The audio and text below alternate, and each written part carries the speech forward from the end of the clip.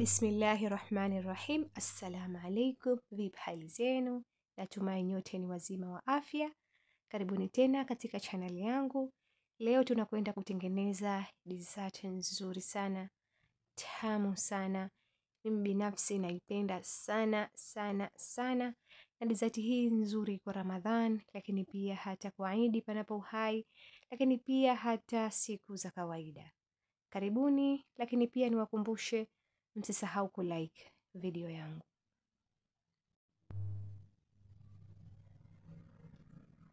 Kwa kuanza na mahitaji, hapa nina unga wa ngano, nina kokoa, nina sukari, nina baking powder na baking soda, na yai moja, maziwa pamoja na mafuta. Kwanza tutaanza na kuweka ingredient kavu. Utachunga kama hivyo kwenye bakuli.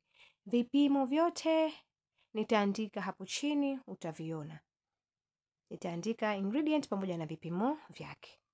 Kwa hiyo hapo nimeanza kuweka unga wa ngano, nimeweka kokoa, nimeweka baking powder na baking soda.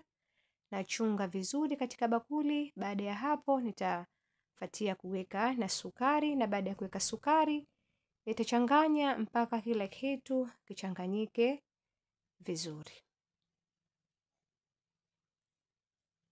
Then nitaweka pembeni, nitachukua bakuli jingine, tutaanza kuchanganya wet ingredient. Utaweka yai lako moja, utalipiga vizuri. Utafuatia kuweka maziwa na kumalizia kuweka mafuta. Na kwa recipe hii sio lazima kutumia hand mix ama mashine yoyote. Unaweza tu kutumia mchapo kama mimi hapo, au hata kijiko au hata uma pia unaweza kuchanganyia. Baada ya kuchanganya kila kitu, utachukua mchanganyiko wako wa maji, utamimina katika ule mchanganyiko wako wa unga, kokoa na sukari, na utachanganya vizuri. Lakini pia kitu kingine cha kuzingatia, tayari uwe umeshawasha kuka lako, ama kama unachomea mkaa uwe tayari umeshakoleza mkaa wako. Hapo sasa nimechanganya kila kitu. Pani yangu hii nimeipaka siagi chini pamoja na kokoa. Na nimeweka kokoa kwa sababu keki yangu hii ni ya kokoa. Ingekuwa keki ya kawaida nyeupe, ningeweka tu unga wa ngano mweupe. Utaitandaza vizuri, halafu nitachukua kijiti. Baada ya kuchukua kijiti, nitafanya kutoa hewa.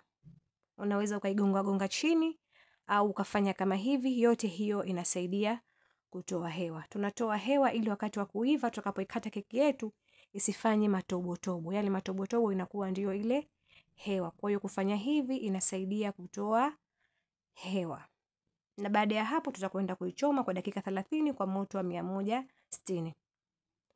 Na keki yetu ipo tayari. Na kutaka kujua kama keki yako imeiva au la, utachukua kijiti, utatia ndani kama hivyo. Kikitoka kikavu, ujue keki yako tayari imeiva, na kikitoka kina maji maji, keki yako mbichi, itabidi uirudishe tena kwenye moto. Na halafu hapo nimefanya vitobotobo hivyo, halafu na mimina maziwa. Maziwa haya ni nusu kikombe. Na tunamimina maziwa ili kuifanya keki yetu iwe moist. Baada ya hapo utaiweka pembeni, na halafu utachukua pistachio cream. Hii pistachio ipo nzito, kwa nitakwenda kuitia kwenye microwave ili iwe laini.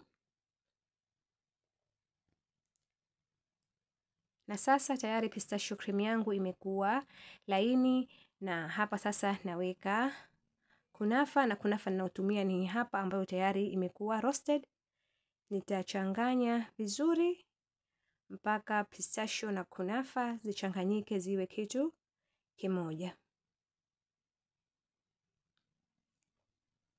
Na baada ya hapo sasa keki yangu tayari imepoa. Yale maziwa yote yamesha, keki imenyonya yale maziwa. Kwa nitachukua mchanganyiko wangu wa kunafa, nitaweka juu ya keki yetu.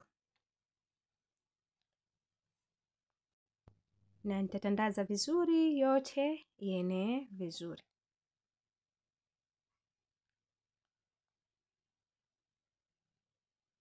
Na baada ya kumaliza kutandaza vizuri, utaiweka pembeni. Tutaendelea na hatua nyingine ambayo ni utachukua cream, unaweza kutumia double cream au whipped cream. Utakwenda kuipasha moto, Halafu utachukua chocolate, mimi natumia milk chocolate, lakini hata unaweza kutumia dark chocolate. Utaivunja, utaweka kwenye kibakuli, halafu utamimina ile double cream yako ikiwa moto ili iweze kuyayusha chocolate. Utakoroga mpaka uone chocolate imeyayuka.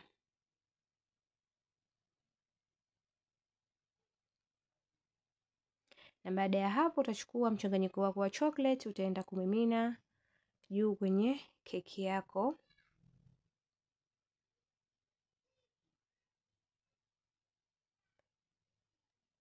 Then hapa na ile pistachio nimeweka kwenye hii piping bag, na just kupamba tu hapa juu. Lakini hii ni optional, kama hutaki kufanya hivi unaweza tu. Hapo baada ya kutia chocolate, keki yako itakuwa imemaliza. Lakini kupamba nako ni muhimu. Chakula umekifanyia kazi, umenunua ingredient, umeingia jikoni, umetumia muda wako. Kwa hiyo si vizuri kuripua tu. Raha upike chakula kipendeze, kivutie, mtu akikiona tu awe anatamani kukila. Kwa baada ya hapo nitamalizia pia na kuweka pistachio, na halafu nitakwenda kuiweka kwenye friji kwa dakika 10 na dessert yetu itakuwa tayari. Hii combo guys, yani ni 10 over 10 minus nothing. Ni nzuri. Yani kama unapenda chocolate cake, ukichanganya na hii pistachio na kunafa, yani alobuni hii recipe nampa salute. Yani ni nzuri sana. Kwa hiyo hapo sasa unakata na tayari kuserve na tayari kuenjoy.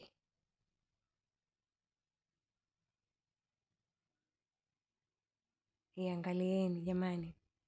Yani ni nzuri sana. I really recommend this recipe. Kama utapata kunafa na pistachio spread, jaribu hii kitu, hutojutia. Shukran, Ramadhan Karim, wa swaumu makbul.